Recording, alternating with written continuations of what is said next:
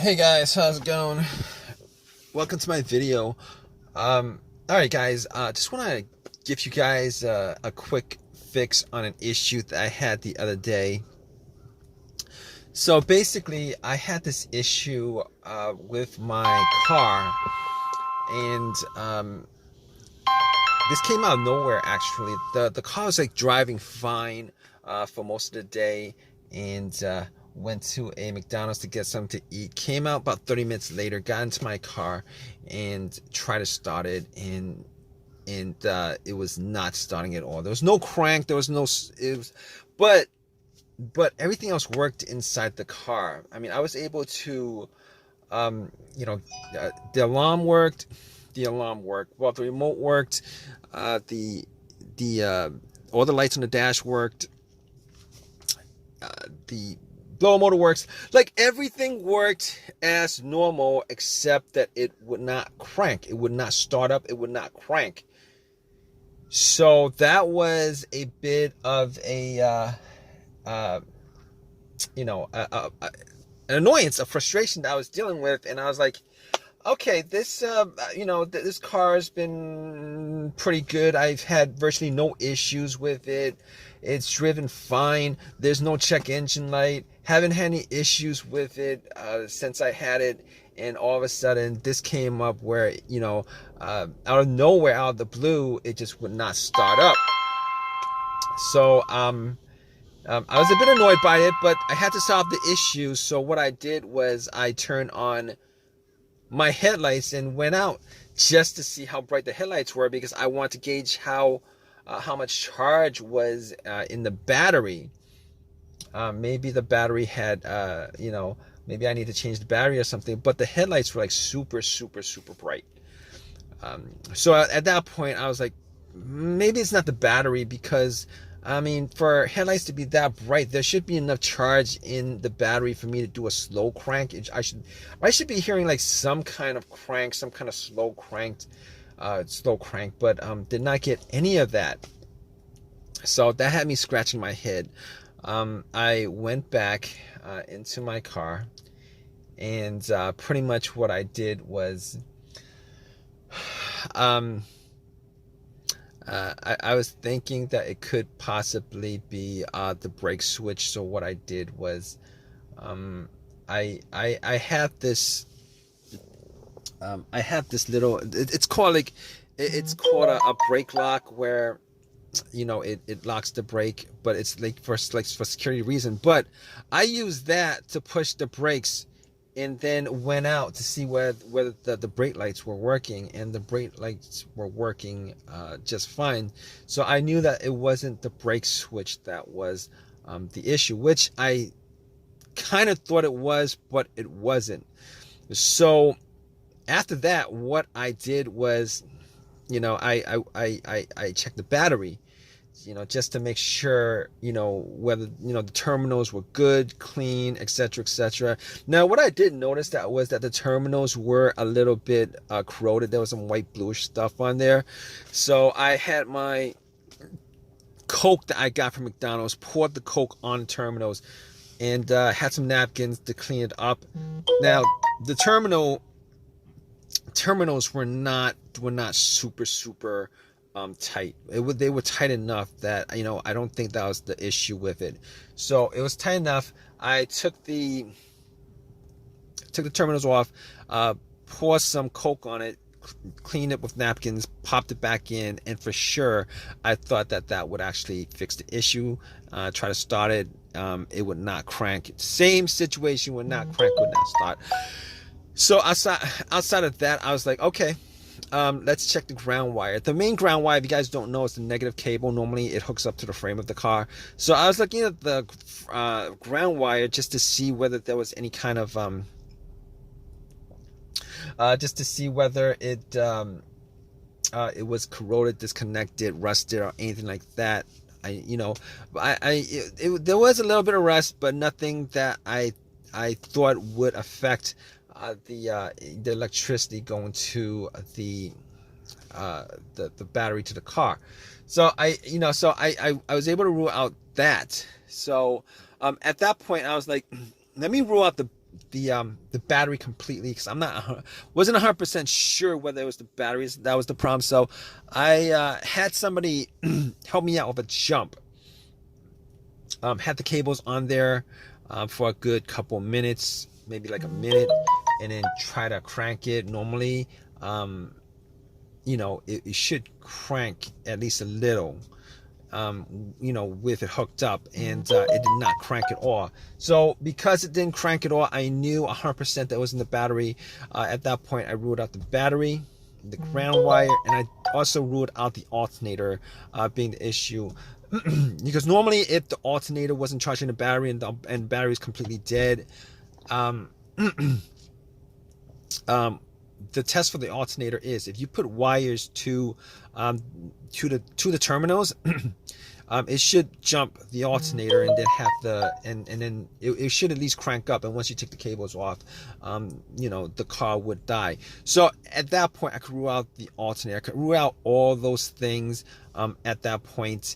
So basically, what I did was I got back to my car and I'm like, I was still hoping that there was a really simple fix to the problem. So basically at that point, I was thinking to myself, okay, I have an OBD2 reader, a $19 OBD2 reader that I got from Walmart. And seeing as how there's no check engine lights on the dash, I thought to myself, I mean, there's a chance that it could possibly be something, but that might bring a code up that's pending, that's not in the system. So what I did was I hooked the OBD2 up and made sure that it actually went through and scanned the whole entire ECU, which it did. It scanned the whole entire ECU. No codes popped up, no pending codes, nothing at all. And at that point, I was ruling, as many things out as I could, and at that point, I ruled that out. Okay, so after that, I was thinking to myself, there's a couple other things it could be. It could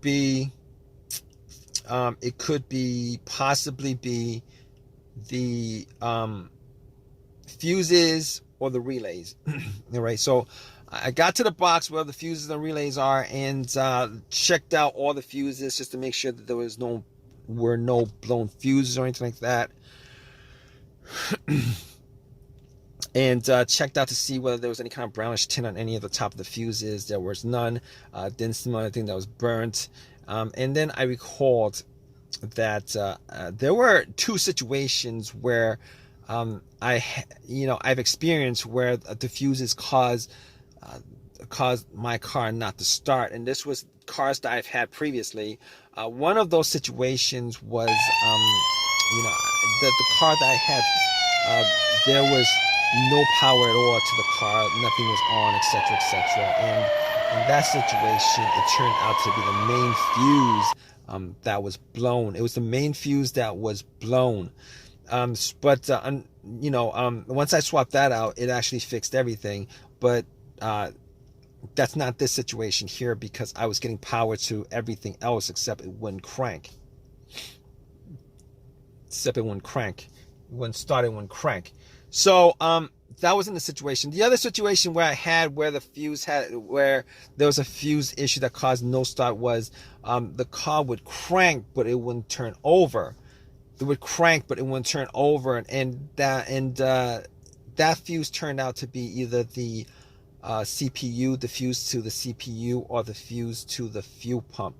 Now that unfortunately wasn't the quick fix for this car, because there's no cranking. This car is not cranking. It's not cranking at all. So that wasn't the problem. At that point, I was thinking to myself, all right, we've eliminated a lot of things. Let's go with the next most obvious thing, which is the relays. And I actually thought it may have been a relay that would be causing the issue. So basically what I did was I swapped out one of the relays for the other relay and try to start the car up. And unfortunately, it wasn't an easy fix because it didn't start up. It was the same situation. It would not crank, would not start. And at that point, I knew that it wasn't the relay that was the cause of this issue. So basically, at that point, I thought to myself, okay, it was probably a couple of things. Could be the key fob or the starter. Now, I didn't think it was the starter because I had the starter changed up about a year and a half ago. Kind of pretty much had the same, all the same symptoms that I had with this situation, but seeing as how the starter was a year and a half ago that was changed out, and probably put in maybe like 15,000 miles on the car. It wasn't the first thing that popped up, and it wasn't the second thing that popped up. It was, so I pretty much eliminated to the starter, had the car towed back to my house, and once I got there, I pretty much redid all the, went through everything, the fuses, the relays again, double check the battery, charge it up overnight, etc., etc. None of that was the issue. So at that point, I thought it was, it was probably the starter. So I got to the starter and did a direct jolt to it, where I actually put the positive of the battery, got another wire, put a positive of the battery to the, and try to jump the starter, and the starter was completely dead, would not jump. At that point, I knew like 99% was the starter. Took it out, went to AutoZone, had them tested it, and it was definitely the starter that was the problem. And because the starter was warranted had a lifetime warranty on it, got another free starter, popped it in, and it worked. And it's been working ever since. So if you guys are stuck in this situation where you guys are looking for a fix for it, there's a good chance that probably one of the things that I went through in this video could possibly fix your situation. Hopefully it's not the starter where you're stranded until you get the starter changed up. Anyway, if this has helped you guys out anyway, please leave give me a positive feedback. Please subscribe. Please comment if you guys have any comment on this video. All right, guys, take care.